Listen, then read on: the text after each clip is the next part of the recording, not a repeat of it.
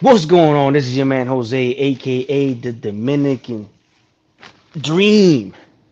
Getting some stuff out the way here for the boxing roundtable alongside my man Rafael. And we are ready to talk boxing.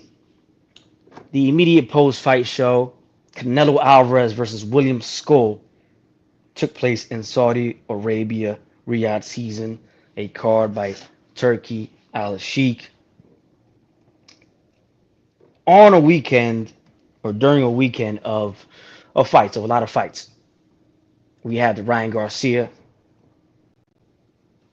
Raleigh Romero card last night. Tonight we had this, and tomorrow we will have Inoue. I hear like a slight echo. Ralph, I don't know what that is. Nah, how about there? Still? Check, check, check, check, check. Yeah, I still hear a slight echo. Um, what I'll Give me do a is second. Let me yeah, it's see. all right.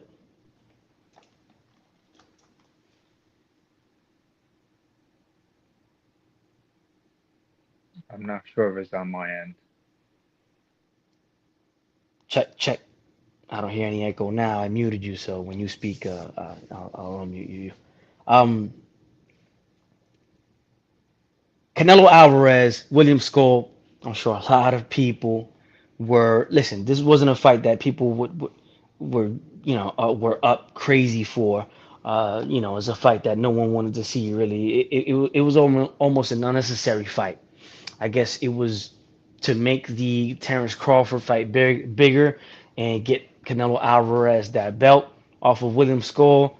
Horrible fight, horrible matchup, horrible clash of styles, horrible effort by William Skull and horrible effort by Canelo Alvarez. Horrible weekend of boxing as far as quality. A lot of names, but a lot of garbage. I thought what William Skull did was, maybe two notches, maybe two notches better than Charlo. And again, I'm one of the biggest critics of Canelo in boxing circles, as far as people that do shows and have podcasts and boxing channels, yourself as well, Rafael. So what I saw from Canelo, or what I didn't see from Canelo today, was not anything that surprised me. His lack of creativity, his lack of output, his plotting feet. Those are things that have always been there, and I think we saw an exacerbation of that tonight because of the other guy's style and his unwillingness to trade and to throw punches or to throw anything meaningful, and also because Canelo was really, he knew this guy was just an opponent. He was literally going through the motions, so there was a lot of lack of effort from Canelo as well. Apart that he's a plotting, low volume fighter, right? So you know, could you imagine if you paid for both of these fights, bro? I didn't. I don't think you did, and a lot of other fans that didn't. Listen, man, I don't blame you guys. And on top of that, the zone is asking you for $30 a month, and they're charging you pay-per-views to put on garbage like this. Come on, man. Like, enough is enough. And boxing is the sport that treats the fans the worst out of every sport. But Rafael, man, you saw the fight. I had Canelo winning based on his body work. He was the effective aggressor. He threw the more damaging blows and the higher quality blows, as to where the other guy, a lot of the punches that were counted for him under CompuBox were really questionable under the definition of a punch, because they were punches that weren't meant to land, jabs that were, range finders, or tap. Those punches thrown, are they really punches? Because there was really no effort behind them. Anyway, yeah, I had Canelo. I would say maybe 8-4. 7-5 if I'm being extremely nice to William Skull. But I would say about 8-4 is something that I can get down with. I know you may disagree, but talk to us, man. Let us know what you saw. Honestly, I tend to judge the fights a little bit more different. Even though it was not an entertaining matchup, and I completely understand, I think we all, we're boxing fans at the end of the day, and we enjoy the sport, but we also like the entertainment of the sport. And even though it was not an entertaining matchup at all, the entire weekend was, it was a full flop, given the fact that they're supposed to have this combo mega matchup in order to create a lot of entertainment, which Turkey's supposed to bring into the world of boxing. But unfortunately, it just didn't deliver. And just to start off with the Canelo matchup, I feel like Canelo is not the same Canelo of old. That if he is fighting a guy that's moving with his legs a lot more, he's at least coming in with a jab, feinting a lot more, giving a lot of body work. It feels like he's a little bit more passive in his movements. And of course, he's the A side, he is a star. He's gonna get the preferential treatment. However, I feel the way I judge fights, I tend to lean more on the consistent side that if you're going to judge another fighter in that same way, you need to judge other fighters the other way as well. Because if Skull would have been a Shakur Stevenson, a Devin Haney, or any other fighter using his legs, they would have been calling this a master class. Do I like it? Do I agree with it? No. It was a horrible matchup to watch. But to say that it was a wide fight by margin, think so. I think it was solid. Yeah, you're losing service a little bit, breaking up. But I think that that is a very, very good point, and a point that I've made in the past, doing this show when the show was before it was on YouTube. If you are the A side, if you are the star, there is bias in judging by the judges, by commentators, by networks, and by the fans. Like you said, had this been Shakur Stevenson or Devin Haney that fought a fight like this and fought perhaps an unknown fighter, and they did the same thing Skull did, and Canelo did the same thing Canelo did, they probably would have gave it a wide 10 to 2, 11 to 1 decision for the fighter that was fighting the fight Skull was. So I hear you on consistency and hypocrisy when it comes to judging. But it's shameful. I think that this weekend really showed where what happens when you have a lot of mismatches, when you have fights, these in between fights to get us ready for other fights. Just make the fucking fight happen. Whatever fight it is, stop with these Thank you. warm up. Stop Thank stop with you. this. Stop with with all this build up and with all this bullshit. Like these guys are fighters. They're professional fighters. They should stay in the gym. They should be consistent and they should be ready to go, ready to fight at just about any point, especially for the kind of money that these guys are being paid by Turkey Al Sheikh. I don't give a fuck when you fought, when was your last fight. You a boxer, you a professional, you have a valid, active boxer's license. You should be ready to fight at any point. A hundred Now, percent. now, again, I've been a big critic of. I am a big critic of listen, my boxing taste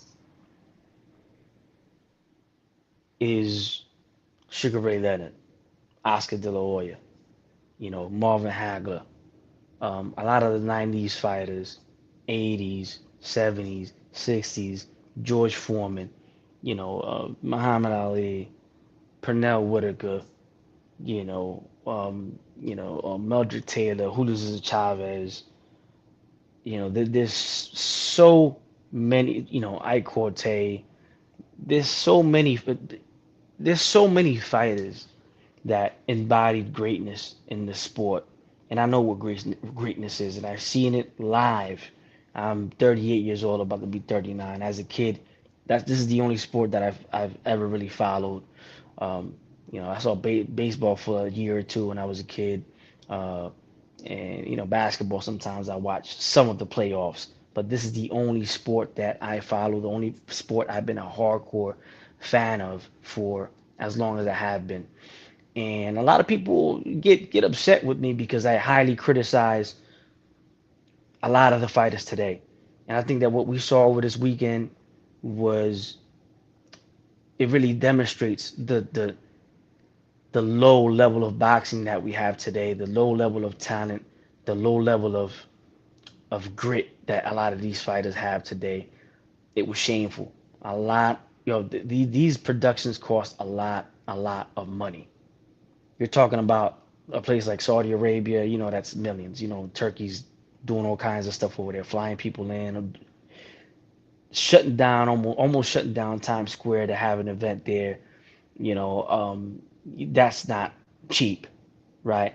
So to put fights on such a big stage and for them to come up this short because they were mismatches and the A size of those fights also didn't perform accordingly. I think it just shows you that Riley Romero is considered one of the worst fighters in at the top of boxing, right? Or one of the fighters with the least skill. He beat Ryan Garcia. Ryan Garcia showed us why he's a non-boxer.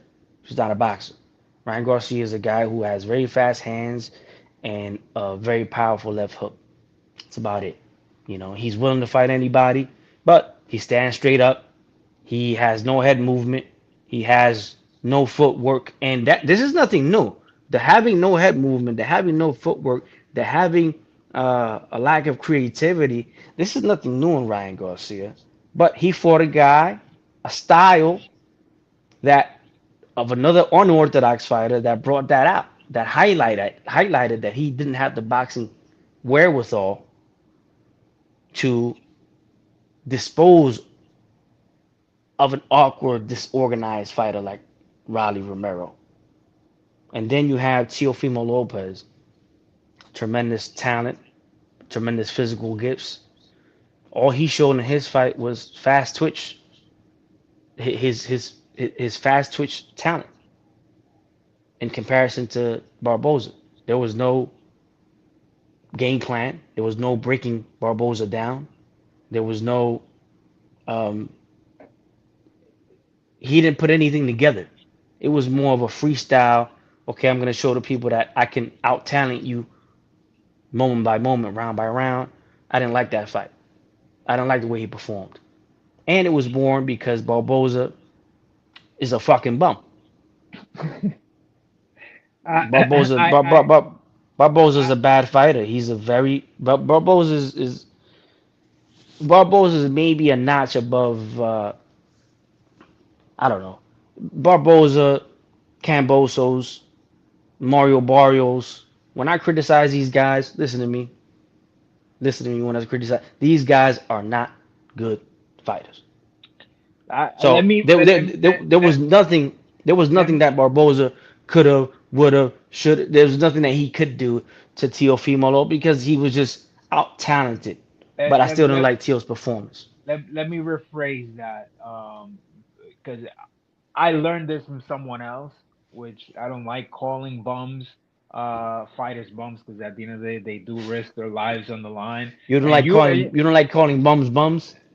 I don't, I don't like calling boxers bums, regardless of how bad they are talent wise. However, if you go back to the conversation that we were discussing earlier prior to going on the live, I said Barbosos is a guy that is very fundamentally sound.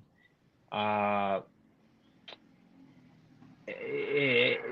he's an okay fighter with really good fundamentals, but lacks athleticism, and that was exactly what it is. It's exactly what you mentioned, which Tio practically out talented him, just like you said, because he's more athletic than him. He has a little bit more twitchy muscles than him. He's able to play around with him.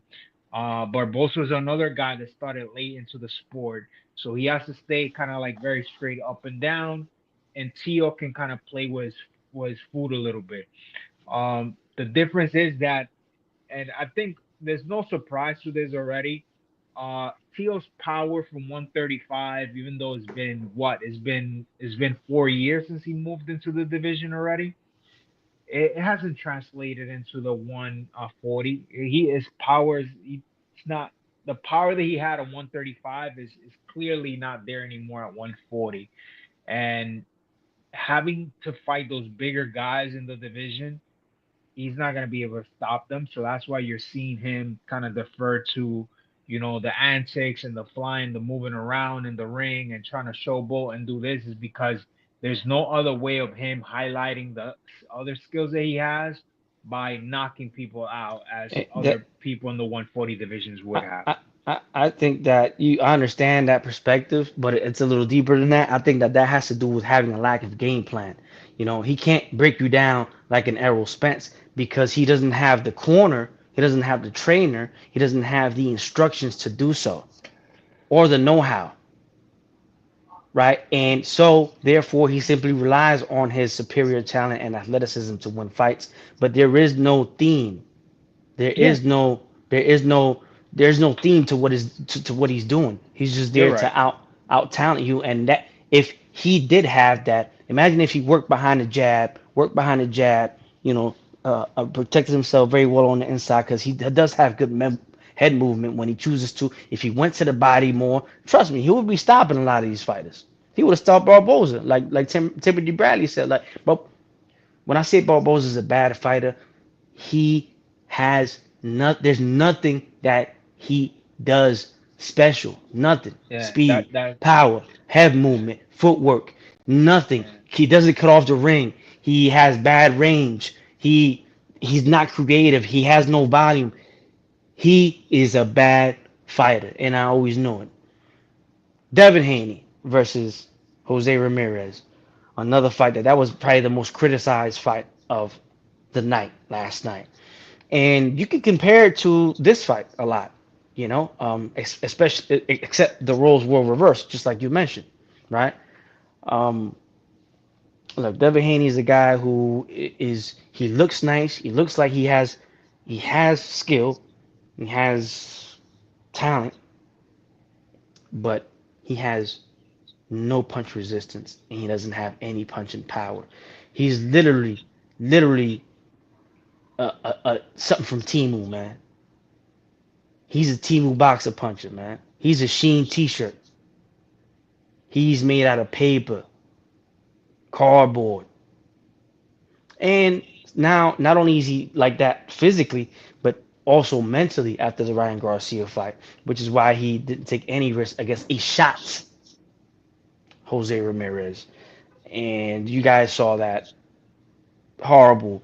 But give us your thought real quick on what bothered you the most out of this weekend, and what do you think about the Canelo fight, and what do you think this means going forward as to the Crawford fans and what they're gonna say now regarding Crawford's chances? And I'm gonna address that in 1 minute, real quick. Weight classes matter. Canelo's a Um, big boy. Canelo still has it. Don't be fooled by this performance or this lack of effort by him. Come that night, he will show why he is a full-fledged 168 pounder and why Terence Crawford is really a welterweight. Weight classes matter, and if this helped Bud's chances in many people's eyes, I understand, but it doesn't make any difference to me. let's start with the first thing which you mentioned was like, what did I think about the weekend? Um, and I'll start off with point number one, which I think you mentioned earlier. Why do we have to do tune-ups with fights? We've seen it time after time after time, fights being ruined because they get overcooked or over seasoned or marinated, whatever you want to call it. We saw the AJ and Wilder fight didn't happen, which apparently was gonna have the money in there to happen, but couldn't happen because he decided to do a tune-up fight for both fighters. The Virgil Ortiz when he announced Crawford versus Virgil and Bohachuk almost upset that fight. You know, calling these calling these fights ahead of time while having a fight lined up. I just feel like that's completely wrong. And I don't know how you feel about it, but to me, it's like you're disrespecting another fighter in there while creating plans ahead of time without having something concrete. That's number one. Point number two, the whole weekend with this New York event, I don't know if you even thought how the whole thing played out. We're having 300 fans, which you're technically speaking, you're having 300 celebrities, boxers around, locked in a cage in the middle of Times Square. For that, don't have anything. If you're not going to include the fans in there, which you're going to create a mediocre environment, why are you going to have a type of event like that? And in terms, just to match it off with the fighters, it just kind of accentuates what I mentioned before. I think Uh, uh, Teofimo the Barboso's, to be fair, the that 300 people in that enclosed space was probably because the logistics of it. yeah, no, no, His intentions were to do it open to the public, but it was probably so difficult that New York City told him, bro, this will overrun our perimeter. We don't have the budget. We can't do it. That's probably yeah, why it was yeah, like that. no, and I completely understand. But if you kind of come up with something like that and you propose it, just say, hey, listen, this is gonna take a little bit more planning to do. We need to do it in one of the arenas and move it ahead because at the end of the day, you're creating these events with the good intentions that you're mentioning, but they're creating almost like an underwhelming effect. And these things snowball because you know you have fans, you're attracting eyeballs around the sport, but it's giving a bad aftertaste to the people that are coming in to see these fights. Like those fights that happened, that whole entire card was pretty bad. This fight that we just saw was pretty bad. And what's even worse is the commentators because they are fucking horrible, man. I'm sorry, man. They just really bad. Aside from that, I don't really know what where the sport goes for from here. I mean, obviously now officially, I guess we're gonna have the Canelo Crawford in September. Now that things are kind of officially done, now that Canelo and Skull are done. Um, Honestly, I'm gonna after watching Canelo's performance today, I'm gonna have to sit down and really rethink a little bit about this one because I think me and you were very aligned with our thoughts as far as like Canelo being a solid 168 pounder. There's no reason for Crawford to be in the 168 division. He's gonna get hurt. He's gaining all this weight, but he doesn't know how he's gonna feel in the ring. And B, he's never even gotten punched by a 160 pounder, let alone 168, and one of the most devastating punchers. However, after seeing this, I don't know. I don't know. I don't know if Canelo's getting old. I don't know if he's feeling indifferent about being there, or maybe he just didn't feel that incentive or that motivation to get up to fight Skull today. But that's something that I'm gonna have to think about probably for the next couple of days before I kind of chew on that on that train of thought for that fight. But what do you say? I mean, I think that's a great assessment. Um, I think that, you're thinking rationally, somewhat logically, but I'm gonna think with the boxing analyst and with my expertise of watching boxing as long as I have, and again, weight classes matter, size matters. Do not be fooled by what you saw or didn't see. Again, if you when you go into the intricacies of it, when you look at the size of William Skull, remember Canelo's a small 168, but even though he's a small 168 in stature, he's still the most powerful fighter at 168, and he was fighting a big man, just like it was with Smith, not Liam Smith, his brother. Uh, what was the brother of Callum Smith. Callum Smith? Callum Smith. Caleb Plant, um, William Scull now, uh, Jaime Munguia, Mungia. Edgar Berlanga. Edgar Berlanga was a fucking, damn near heavyweight that night. These are Cruiserweight in the big, ring. yeah, these are big boys. These are big boys. And when you look at the other fighters at 168 that are better than the Berlangas and the Munguias that he's fought, like Caleb Plant. Caleb Plant is considered by many a very solid fighter today, correct? Yeah. So at 168, and he disposed of him. Did he give him some trouble? Yeah. Did he go 9 rounds or whatever it was? Yeah. But that's because he's a legitimate 168 pounder. You know. So once Canelo hits Crawford, even to the body, like he was hitting Skull tonight. When Skull got hit to the body, bro, he started doing a lot of showboating. That was him playing it off because he was hurt to the body. He dropped his hands every time it happened. He started playing around. He retreated. He ran. He avoided engaging at those moments. And remember, you look at his body, bro. You saw him. You saw his stature. You saw his back, his neck. He's a big boy. When Canelo hits Crawford, who in my opinion is a small 154, I don't give a fuck how much weight he puts on. It's not true weight. It's not true weight compared to Canelo, compared to Skull, compared to Plant, compared to Munguia, compared to, you know, Callum Smith, compared to is not he's not a true 160 pounder. He's not a true 168 pounder. So no, I don't think Canelo's shot.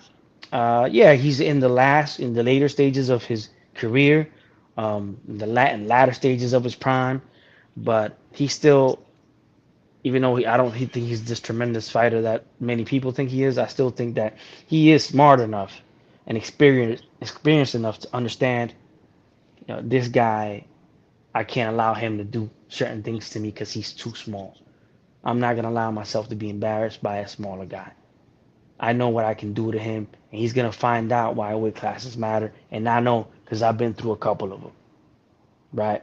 So that's what I think. I still think that Canelo wins the fight. Will he knock Crawford out? I don't know, but I still think he wins the fight. And does he win it how he should win it, which is by knockout? He should win by knockout, absolutely. Maybe not, or as convincingly as he should. No, because Canelo's not a volume puncher. Canelo's not a spectacular fighter.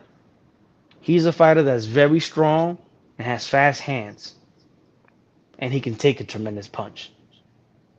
Those are his best attributes: his strength, his hand speed, and his punch resistance. Because he's not great at cutting off the ring, and he has gotten better. He doesn't have any footwork. He's a plodding fighter. His feet are in cement. He's kind of thrown to the, uh, he's kind of neglected his defense lately, the head movement. But still, with all that being said, Crawford, I think, is just another overrated fighter over the win because of the win over Dead Spence. So when you put these two fighters together, to me, they're two overrated fighters that I got to fight. And to me, they're at the same level. To me, they're at the same level because if they were at the same exact weight, um, no one's gonna blow Canelo out. Even though I may not be a fan of him, but no one's blowing him out. The people that have beat him convincingly was Floyd when he was uh, very green at a catch weight. He drained him 2 pounds, and was Bivol, which is he's a legitimate 175 pounder. But anybody Canelo size has not schooled him. Even Laura arguably won the fight, but he let it go because he stopped throwing punches in the later rounds. Yeah. You know what I'm saying? So that shit wasn't no. It's not like Laura got robbed. So no one is gonna school Canelo, especially Well, someone coming up from two weight classes. Don't believe the hype. Look at Errol Spence. What has Errol done since the fight? He's done. He was done before the fight, and he was done after the fight. So, don't everybody's again. What did Crawford do to Israel Madrimov at 154 pounds? Did he do to him what he did to Errol Spence? No, Why not? it's not You his know weight why? class. It's You not know his weight why? class. One, another weight class, and it was a guy that was healthy at the weight class. And he did not look impressive to many people. He's good, he's solid, but he had Madrimov trouble at 54. Not even 60, not a catch weight of 62, 64, 54. And now you're going to go up 14 more pounds to fight arguably top three puncher in boxing? No. Yeah, we're gonna see. We're gonna see. I mean, I'll be honest. I'll be honest with you, Dream. This weekend, kind of, it was a gut punch because I don't know. I've been feeling very sour towards the sport lately, and just like you, Me too. it's kind of like the only sport that I've watched because I used to watch a lot of things before. I don't anymore. This is the sport that I wholeheartedly pay attention to and follow as much as I can because I love the sport, but this weekend was so bad that I don't know. It kind of leaves a bad taste in your mouth, and you don't know if you can kind of feel or follow it the way that you used to. It ha- Absolutely. And absolutely, that's a terrific point. I had a conversation with the Maniac about that, and I told him, listen, no, this is the boxer round table. I love the sport. I do this casually, but boxing over and over shows you why you should never prioritize it. You should never prioritize it. People that have capitalized off of this, showbiz, the adult, and other people, more proud to them. They stuck to it. They got it. But bro, you're absolutely correct, and it's shameful what they've done with the sport and what they're continuing to yeah, do. And listen, it is what it is. We're gonna keep watching, but fights, cards like the one last night, or like the one tonight. If you had plans with your wifey, with your family, shit. If you had, I don't know, your friend that said, "Yo, let's go have a couple drinks," and you put that on pause to see the fights, this should be a lesson to you. Don't put that shit on pause no more. Go do what you're gonna do, and then catch this later on YouTube, because it's not worth wasting your time if you had better plans. yeah, 100%, 100%. Um, I've said this time after time. It's not it's not like other people have done it to the sport. It's the sport has done it to itself. Absolutely, It keeps the standards keep getting lower and lower on a daily basis, and absolutely, it's just sad because it's the fans that pretty much get hurt out of it. The casuals, they'll tune in whenever it's a Crawford Canelo type of fight. But the hardcore, the ones that want to watch, the guys that are pushing it, they're the ones that wanted to watch the Benavides versus Canelo. They're the ones that wanted to see the Boots versus Crawford. They're the ones that want to see those intriguing matchups. But I don't know. I mean, I don't know how long this continue to go forward. We were supposed to have Turkey as a saving grace, but it seems like he's attracted to novelty fights just as other big events type of promoters. So we're gonna see. I But mean, I still would say that, Turkey, he's doing his best. He is a big boxing fan. I think that we gotta cut him some slack because most of what he has put on has been better than what we've seen in the last recent years. You that's know, true. absolutely.